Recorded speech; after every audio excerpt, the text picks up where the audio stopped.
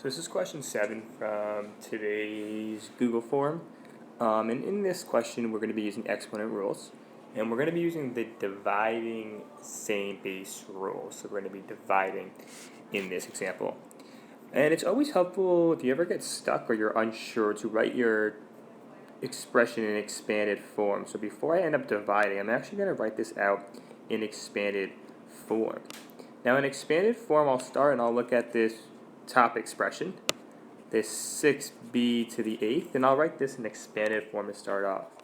So 6b to the 8th in expanded form would be 6 times b times b times b, and we're actually going to end up writing it 8 times. So 6b to the 8th would look like the following. Once again, 6 times, in this case, we have 8 b's. Now we'll write that term in the denominator in expanded form. So once again, we're looking at our denominator and we're saying, let's write 9b to the 5th in expanded form. Well, in expanded form, that would look like 9 times, and then we have 5 b's, so we have b times b times b times b times b. Now for writing this in expanded form, we're now going to be able to divide and apply that exponent rule. So let's first look at our coefficients, 6 and 9. So we have coefficients here of 6 and 9. Remember, we divide our coefficients. So we're actually going to end up dividing our coefficients. Now in this case, 6 divided by 9 is not going to leave me with a whole number. It's going to leave me with a fraction or a decimal. It's often best to write your coefficient, when it's not a whole number, as a fraction. So 6/9 can be simplified into 2/3. So I'm actually going to write this as 2/3. And once again, if you're saying, how did we do that? We pretty much just simplified that fraction 6/9, and we ended up with 2/3. So we simplify our coefficient, and once again, we're going to leave it as a fraction. We don't want to write it as a decimal because, well, as a decimal, it's actually a repeating decimal. So if we write it as something like 0.6, that would be incorrect because 0.6 is 6/10. It's not 2/3. So we don't want to use decimals, especially when we're dealing with repeating decimals.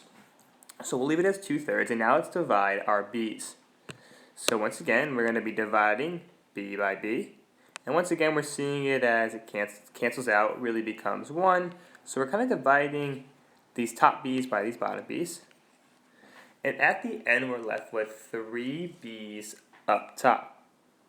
Now it is important to note that the 3 b's are up top. They're in the numerator of my fraction. So when I write this, it's going to be b to the 3rd. And once again, that should be located in the numerator.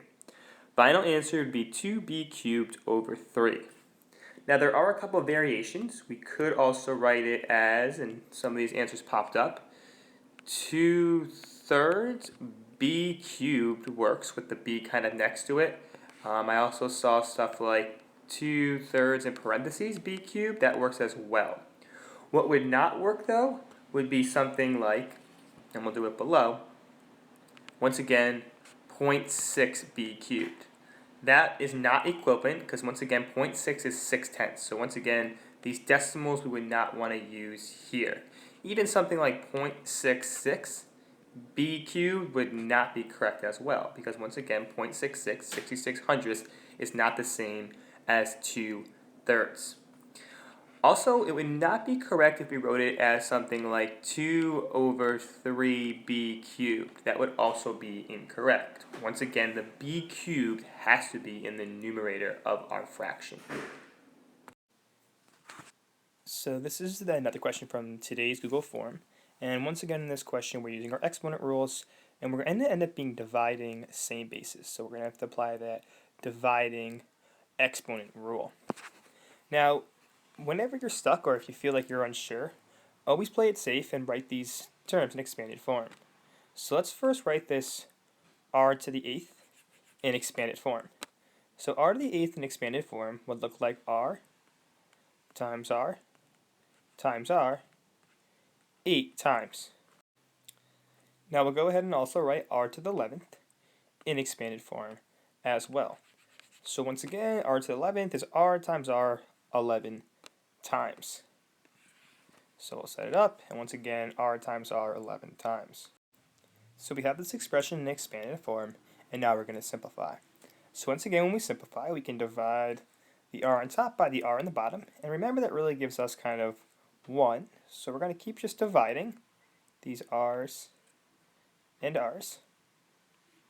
And when we finish dividing, notice we're actually left with 3 r's in the denominator. Now it's key that we know it is in the denominator, so it's not in the numerator here, it's actually in the denominator.